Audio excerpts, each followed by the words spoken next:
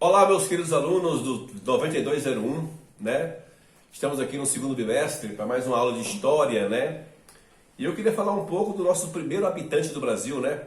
Os índios, a questão indígena, né? Até 1964, né? Do golpe militar, né? E o que seria isso, né? Seria essa grande questão para saber como é que nossos índios vivem desde o descobrimento até hoje e que políticas públicas devem ser feitas para que eles possam continuar sendo os donos verdadeiros dessa terra brasileira, tá bom? E para iniciar, eu gostaria de fazer uma introdução com a música da nossa querida Baby Consuelo, né? E que ela faz uma pequena reflexão sobre essa questão do índio, né? Principalmente em relação ao dia 19 de abril, né? Essa comemoração do Dia do Índio Nacional, tá bom? Vamos ouvi-la e aí a gente, como se diz, parte para a nossa aula, ok?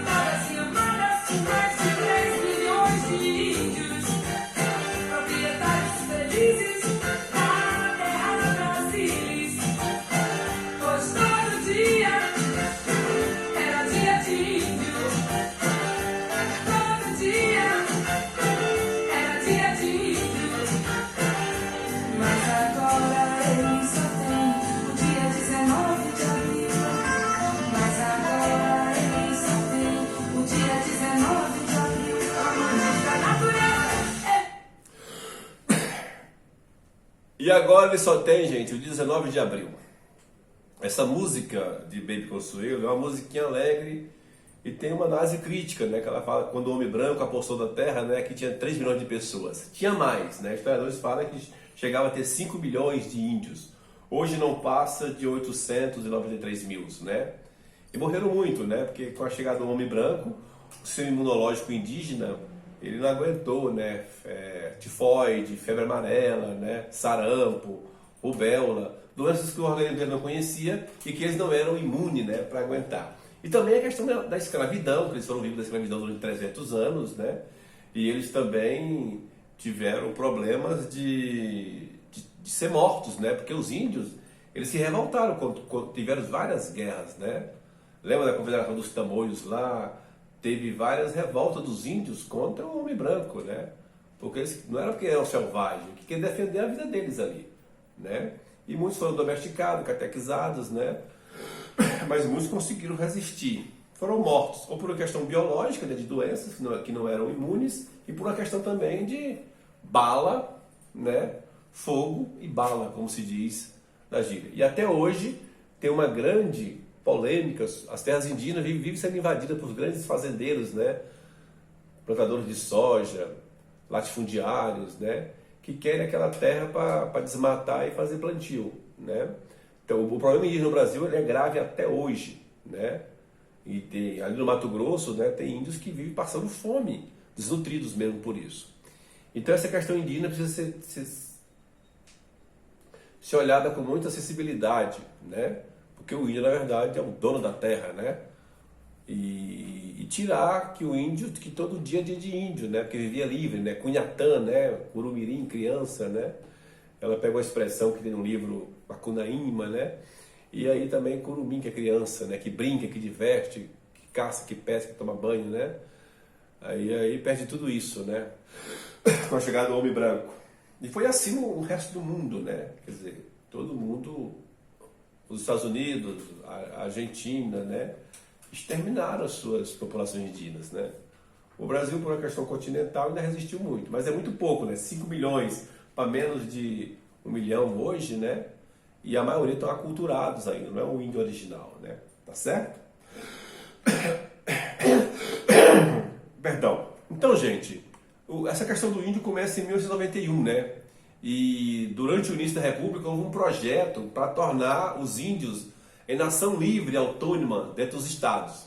Só que, porém, esses projetos eles caem no desagrado dos governadores, que achavam que poderia perder a autonomia dentro da Federação Brasileira, né? E muitos estados achavam que essas leis engessavam eles, né? Somente o Rio Grande do Sul, né, era um estado que tinha políticas sendo usadas para poder proteger o índio. Mas era muito ligado assim, à catequese, né? E a questão indígena nem sequer foi colocada, né, na Constituição de 1891, a primeira Constituição Republicana do Brasil. E somente o artigo 64, que falava que para que os estados, né, transferem para os estados as terras devolutas, né, do Império. Só que poderia fazer recortes para distribuir essas terras para os indígenas, né? Só que não poderia, na verdade, mexer no recorte anterior. Então, ficava uma ideia assim de que o índio poderia ter, como se diz, né, ainda uma falta de política, né, exemplar para proteger o indígena, né, do Brasil. E no final do século XIX, né, em Santa Catarina, e principalmente no Paraná, com a terra, com a estrada de ferro noroeste, eles passaram dentro das terras indígenas. E isso afetou muito essa questão de mortes, né? E também passava dentro de São Paulo. Tinha um cara chamado Hermann von Herring, né, que ele defendia fortemente que aquelas pessoas ali deveriam ser mortas. Olha que crueldade! Que os índios deveriam ser mortos. Deveria extinguir todos os índios, né? E deixar só os imigrantes que estavam chegando, né? O homem branco, e acabar para que gerasse o progresso. Então essa estrada de ferro noroeste, né, que passava por São Paulo, gerou muitos conflitos. Então foi assim, muitas mortes de índio porque não queria que aquela estrada de ferro passasse nas terras deles, né? Porque aquelas terras tiravam a água, os rios, né, as montanhas, as plantações dele. E também tem a questão mística, né, religiosa. Porque para eles o lugar também é sagrado. Se você destrói um lugar sagrado, você destrói praticamente a identidade daquele povo, né, indígena. E aí, gente, e aí tem as pressões internacionais. Ó, se matar os índios, o mundo todo estava pressionando para que não matasse os índios, né? E aí cria, com Nilo Peçanha, em 1910, o Serviço de Proteção ao Índio, né? E aí, que chamam o general Cândido Rondon, né, um militar, para poder tomar conta disso. E Rondon saiu aí pelo mundo, né? Rondon. Tem até o estado de Rondônia, né? Em homenagem a Rondon, né? E ele foi um homem que falava uma frase muito bonita, né? Morrer, se preciso for, matar nunca. Então ele tinha essa ideia muito forte. Ele apaixonou pelo trabalho com o indígena, né? Só que nos anos 12, né, o exército queria tirar os militares do SPI, né, para voltar para a ativa. Então muita gente abandonou a patente para continuar no serviço de proteção ao índio, né? De tanto que apaixonaram pelo trabalho, né, de proteção ao índio. Então foi muito bom, né? E o ministro da Guerra não queria isso, né? Queria que os militares voltassem, mas... E aí, assim, em 53, né, o SPI funda o Museu do Índio, né? Quer dizer, que é uma coisa muito importante para a memória, né? Funda o Museu do Índio, até que em 1957 seu declínio é evidente. Por quê? Porque ninguém mais queria saber de preservar a história do índio, conservar aquilo e etc, né? E também o serviço ganhou descrédito, né? Tanto administrativamente quanto ideologicamente, né? De 46, as questões posteriores são contínuas nas políticas indigenistas, né? E tanto a 1937, do Estado Novo, como a de 1946, sabe? Não traz mudanças reais na questão indígena, né? E prevalece a Lei de 34, essas primeiras que tratam dos índios de forma digna, como ministro de proteção para a grande nação indígena. Lembrando que é isso que é fruto do serviço de proteção ao índio. Essa questão de grande proteção ao índio, né? Aí com o golpe de 64, funda a FUNAI, né? que já nasce com sua base desestruturada, né? Que com o golpe de 74, ela põe fim ao SPI, né? O governo militar extingue o SPI, mas isso foi elaborado um longo dossiê, onde aponta vários crimes e responsabilidade administrativa contra os índios. Mas esse dossiê nunca foi publicado, né?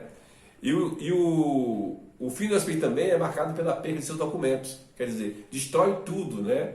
O momento histórico. E que a situação indígena sofreu bastante. Não tenha dúvida que iria muito mais, que iria mais ser o SPI, que é lamentável as perdas de seus documentos, né? Ainda mais no período ditatorial, né? Que era um período em que as coisas eram muito escondidas, né? No índio, né?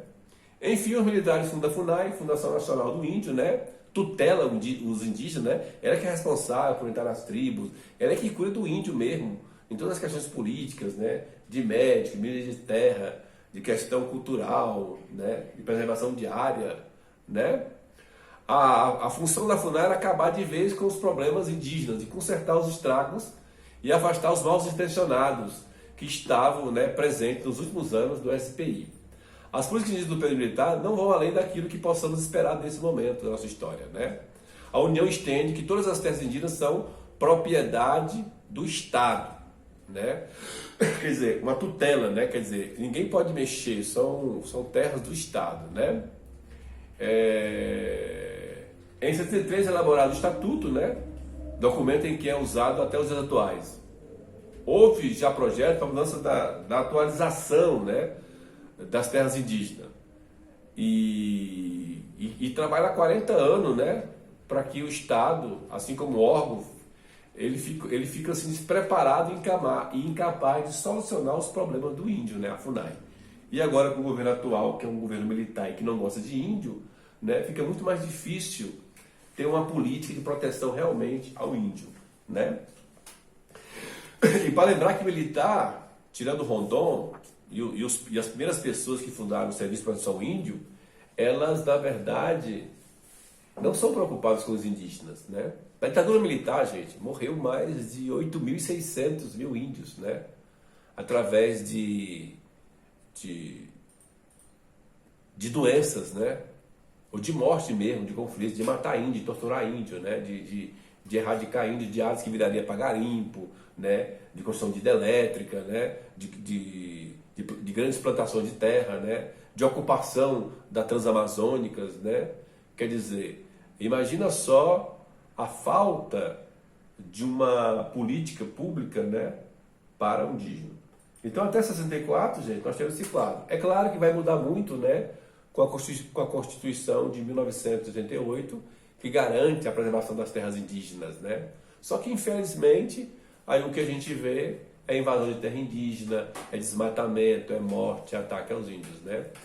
E com a fragilidade de uma falta de política prioritária para esse setor, é bem capaz que os habitantes do Brasil, os primeiros habitantes do Brasil, né, os donos da terra, né, vão logo ser exterminados. Tanto no aspecto da cultura, né, que já aculturou, perdeu muitas coisas, como também fisicamente, né, quer dizer, com doenças, com tudo, né. E dizer que... Mas tem políticas públicas inovadoras, né. É tanto que nós temos os Jogos Indígenas, né, Porto Nacional, gente, um orgulho, né. Foi uma das poucas cidades do Brasil a sediar uma edição dos Jogos Indígenas do Brasil. Foi feito aqui em Porto Nacional, né? Na praia ali de Porto Real. Então eu acho interessante que a gente possa, como se diz, né? Valorizar um pouco os índios, sua cultura, seu conhecimento, a língua, né? Que está presente em tudo, né? Em nome de cidades, em nome de montanhas, né? De lugares, né? Nós temos a comida, nós temos indígena no nosso sangue, tá bom? Então, para que a gente não possa pejorativamente, né, virar um programa de índio, como dizem, né? Porque a pessoa acha que o programa de índio é uma coisa mal feita, mal preparada, mas respeitar, né, o índio como parte da cultura brasileira e da riqueza brasileira, né? Na Nova Zelândia, eles têm o maior orgulho dos povos maori, né? Os povos maori já estudam com alguma... Claro que eles fizeram um um problema. Mas lá está tentando recuperar, né? Os maoris estudam junto com as crianças na sala, né? Tem um grande respeito do homem branco, das crianças brancas, pelos índios maoris, né? Quer dizer, é um respeito à tolerância, né? A cultura diferente da minha, tá bom? Eu espero que vocês tenham gostado dessa aula. Eu passei o roteiro sobre esse assunto, com algumas questões, você responde e eu espero que tenha um ótimo aprendizado sobre esse conteúdo. Muito obrigado e até a próxima.